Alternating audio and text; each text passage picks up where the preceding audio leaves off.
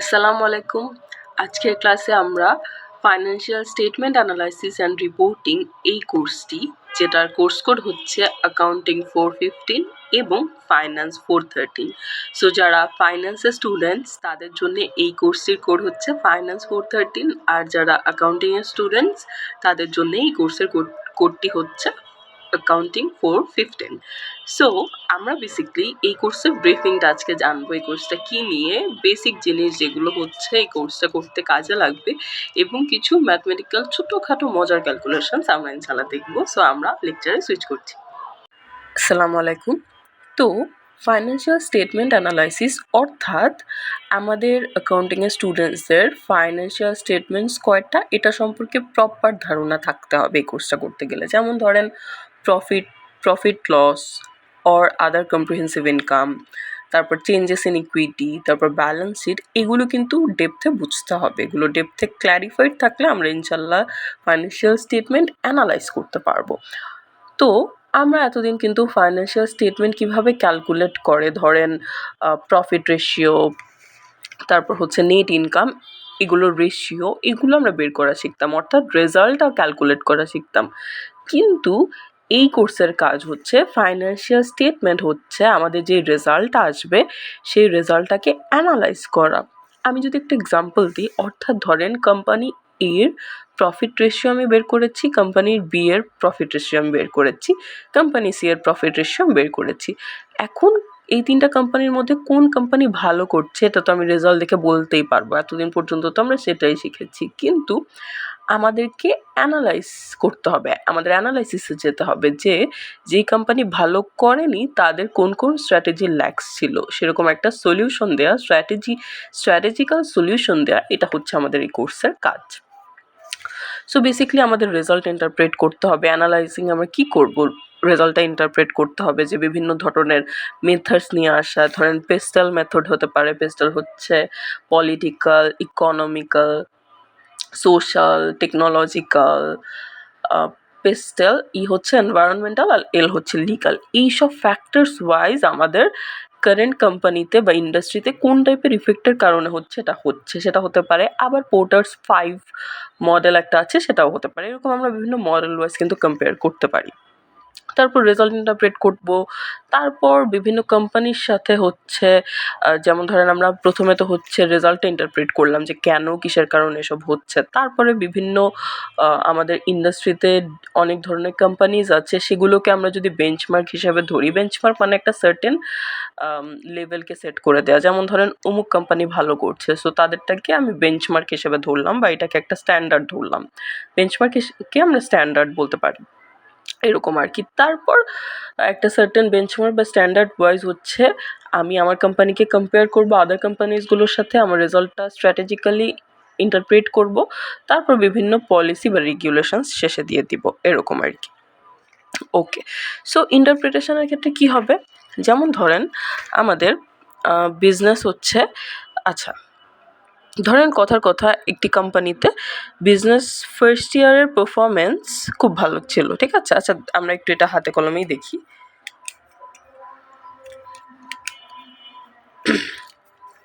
ধরেন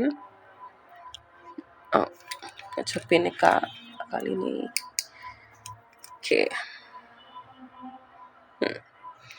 ধরেন 2015,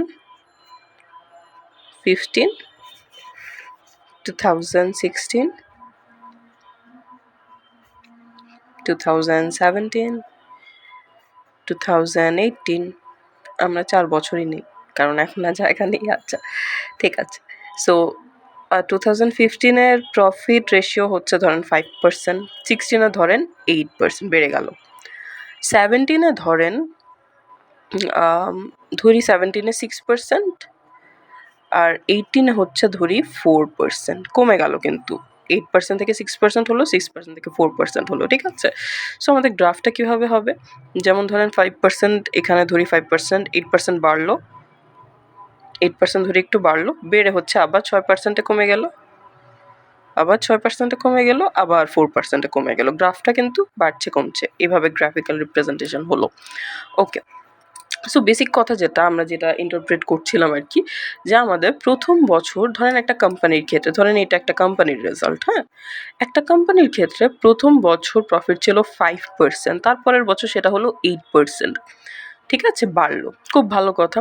তারপরের বছর গিয়ে এটা কমে গেল 6%, তারপরের বছর গিয়ে এটা কমে গেল 4%। তো এখন কথা হচ্ছে আমাদের প্রথমে মানে ইন্টারপ্রিটেশনের ক্ষেত্রে আমাদের ফার্স্টে যে কাজটা করতে হবে, প্রথমে হচ্ছে আমাদেরকে রেজাল্টটা দেখতে হবে। এই যে আমরা রেজাল্টটা দেখলাম বাড়লো কমলো। এখন আমাদের এই ইয়ারে তো ভালো বেড়ে গেল, বাট এই দুটো ইয়ারে কেন কমে গেল? সো কমে যাওয়ার রিজনটা আমাদেরকে ফাইন্ড আউট করতে হবে। আমরা তো আগে জাস্ট রেজাল্টটা দেখতাম এবং রেজাল্টটা ভালো নাকি খারাপ সেটা জাস্ট বলতাম, বাট এখন আমাদের কাজ হচ্ছে রেজাল্ট যে বাড়লো বা কমলো, সেটা বাড়লো কেন কমলো কেন এটা ইন্টারপ্রেট করা। সো এখন আমরা প্রথমত এই ইন্ডাস্ট্রির বিগত 5 বছরের ডেটা হচ্ছে অ্যানালাইজ করে আমরা হচ্ছে দেখব যে আমাদের প্রফিট কমার রিজন কি হতে পারে। আমাদের প্রফিট কমার রিজন হতে পারে সেল কমে যাওয়া। যেমন আমরা 2015 থেকে 18 সালে সেলটা এরপর চেক করব আমাদের অ্যানুয়াল রিপোর্ট থেকে বা আমাদের ওভারঅল কোম্পানির ডেটা থেকে আমরা দেখব যে সেল কখন কোন সময় বেশি হয়েছে। এখন আমরা হচ্ছে ধরেন কথার কথা দেখলাম যে সেল 15, 16, 17, 18-তে একটা হিউজ চেঞ্জ ছিল। যেমন ধরেন 15 সালে কথার কথা জাস্ট ধরি 1000 প্রোডাক্ট সেল হয়েছে, 16তেও ধরি হচ্ছে ধরি 1500 সেল হয়েছে, তারপরে 17তে ধরি হচ্ছে 1200 সেল হয়েছে, আর 18তে ধরি হচ্ছে 800 সেল হয়েছে। এখন সেলে আমরা চেঞ্জ যদি দেখি তাহলে আমাদের সেলে চেঞ্জ আনতে হবে। সেলে যদি আমরা দেখি যে প্রতি বছর ভ্যারি করছে, সেক্ষেত্রে আমাদের কোম্পানিতে এরকম কোনো স্ট্র্যাটেজি আমাদের ইমপ্লিমেন্ট করতে হবে যেন আমাদের সেল বেড়ে যায়। ঠিক আছে? সো আমাদের অর্থাৎ ডেটা মানে আমরা রেজাল্ট দেখে বা ডেটা দেখে আমরা বুঝবো ফার্স্টে যে রেজাল্টটা কি বা ডেটাটা কি, সেটার বেসিসে হচ্ছে আমাদের স্ট্র্যাটেজিক ইমপ্লিমেন্টেশন করা, যে আমাদের ফাইন্ড আউট করা যে কোন রিজনে কি হচ্ছে। তারপর বিভিন্ন জিনিস যেমন ধরেন আমরা দাঁড় করালাম সেল, প্রফিট এগুলো। সেল এরপর অ্যানালাইজ করে দেখলাম যে সেলে প্রবলেম আছে, তাহলে সেল আমরা বাড়াবো বা কমাবো এবং সেটার জন্য বিভিন্ন স্ট্র্যাটেজি অ্যাপ্লাই করতে হবে। এরকম কি স্ট্র্যাটেজি হতে পারে, যেমন ধরেন সেলস পারসন তিনি প্রপারলি হয়তো বা কনভিন্স করতে পারছেন না, প্রোডাক্টের কোয়ালিটি হয়তো ভালো না, কিংবা হচ্ছে প্রোডাক্টের মধ্যে ভ্যারিয়েশনস নেই, যে বা প্রোডাক্ট হচ্ছে মানে প্রোডাক্টটা এমন একটা প্রোডাক্ট যেটা মানে কোশমিনকাল থেকে একই রকম, কোনো চেঞ্জেস নেই। সো আমাদের প্রোডাক্ট এভরিডে আমাদের কাস্টমারদের ডিমান্ড চেঞ্জ হয়, সেটার বেসিসে আমাদের প্রোডাক্টেও মোটামুটি একটা সার্টেন সময় পরে কিন্তু আমাদের একটা চেঞ্জেস আনার কথা, হয়তো বা সেই প্রোডাক্টে কোনো চেঞ্জই নেই। সো এরকম বিভিন্ন ধরনের বিষয় মাথায় রেখে কিন্তু আমরা প্রোডাক্টে চেঞ্জ এনে সেলে চেঞ্জ আনতে পারবো। আচ্ছা, এটা যদি আমাদের যেমন আমরা ফার্স্টে রেজাল্ট দেখলাম, এটা তো হচ্ছে রেজাল্ট। আমাদের ফাইন্যান্সিয়াল স্টেটমেন্টের এগুলো হচ্ছে রেজাল্টস, প্রফিট রেশিও। এখন রেজাল্ট দেখে আমরা ইন্টারপ্রেট করলাম। ইন্টারপ্রেটটা হচ্ছে যে সেলের মধ্যে ইন্টারপ্রেটের প্রথম বিষয়টা ছিল হচ্ছে সেল, যে সেলে কী ধরনের চেঞ্জেস হয়েছে, মানে সেলস বেড়েছে নাকি কমেছে এবং কোন সময় বেড়েছে এরকম। এখন কথা হচ্ছে আমাদের ধরেন সেলে আমরা ডেটা বা অ্যানুয়াল রিপোর্ট চেক করে দেখলাম যে সেলে অ্যাকচুয়ালি কোনো চেঞ্জই হয়নি। এখন তো আমাদের অন্য কোনো স্ট্র্যাটেজি ইমপ্লিমেন্ট করতে হবে, অন্য কোনো পন্থায় যেতে হবে। সো তারপর আমরা না হয় দেখি কস্টে কী ধরনের চেঞ্জেস এসেছে। তারপর ধরেন আমরা দেখলাম যে কস্টের ক্ষেত্রে 15 সালে যতটুকু কস্ট ইউজ করেছে, 16 সালে তার থেকে কম কস্ট ইউজ করেছে, আর 17 সালে কস্ট বেড়ে গেছে, 18 সালেও কস্ট বেড়ে গেছে এরকম। সো আমরা দেখলাম যে আমাদের প্রবলেমটা বেসিক্যালি কস্টের। সো এখন কস্টে চেঞ্জ আনতে হবে। কীভাবে কম কস্টে আমরা হচ্ছে ভালো আউটপুট দিতে পারবো। হয়তোবা আমাদের মার্কেটিংয়ে কস্ট বেশি হয়েছে, হয়তোবা আমাদের ফাইন্যান্সের টিমে বেশি পিপলকে আমরা অ্যাজ এমপ্লয়ার্স রেখে দিয়েছি, এরকমও হতে পারে। সো আমরা সেখানে হচ্ছে একদম পোটেনশিয়াল একটা গ্রুপ বানানোর জন্য কিছু পিপলকে আমরা অন্য টিমে দিতে পারি, অথবা আমরা একটু ছাঁটাইও করতে পারি based on needs, based on situation, a lot of things. So আমাদের কিছু জিনিস কিন্তু মাথায় রেখে ডিসিশন নিতে হবে। সো বেসিক্যালি আমরা কী করবো ইন্টারপ্রিটেশনে, এই যে সেলস নিয়ে, কস্ট নিয়ে, কাস্টমার ডিমান্ডস নিয়ে, এগুলো নিয়ে কাজ করতে পারি। এরকম করে আমরা কিন্তু ইন্টারপ্রিটেশন করতে পারি।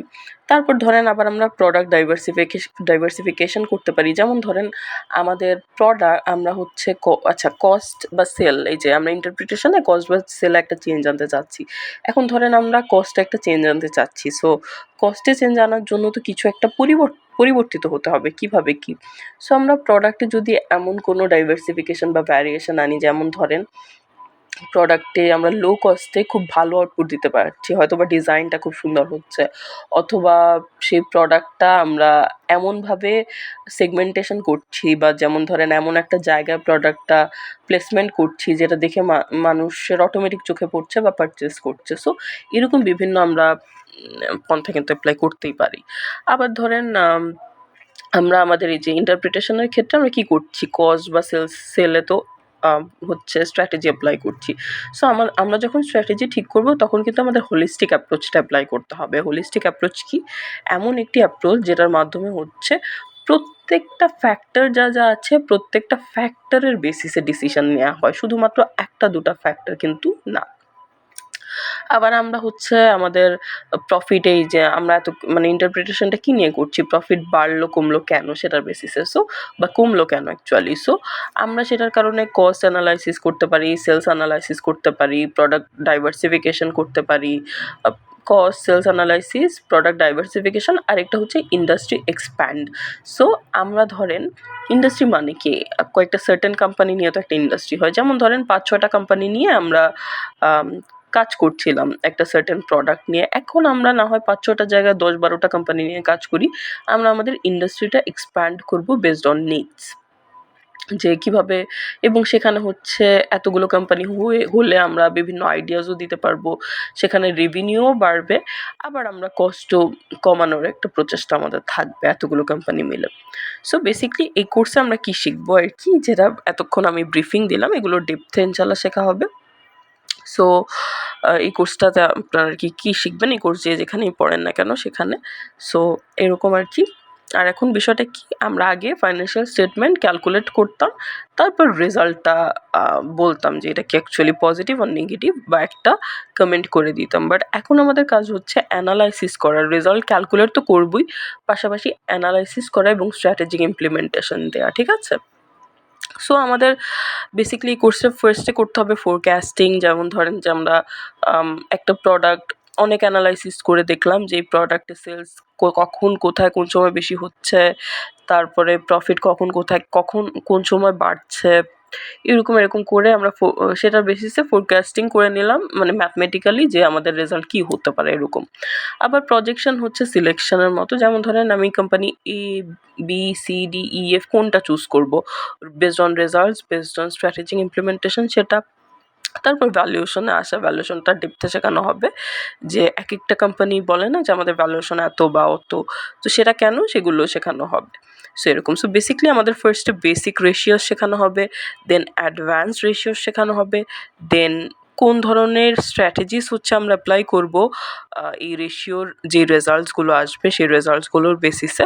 তারপর প্রজেকশন, যে আমরা কোনটা সিলেক্ট করছি কোনটা রিজেক্ট করছি সেটা, দেন ভ্যালুয়েশন, যে মোর ডেপথ আন্ডারস্ট্যান্ডিং। সো আমাদের এই কোর্সের বেসিক লেভেল অফ আন্ডারস্ট্যান্ডিং কিন্তু এটাই ছিল।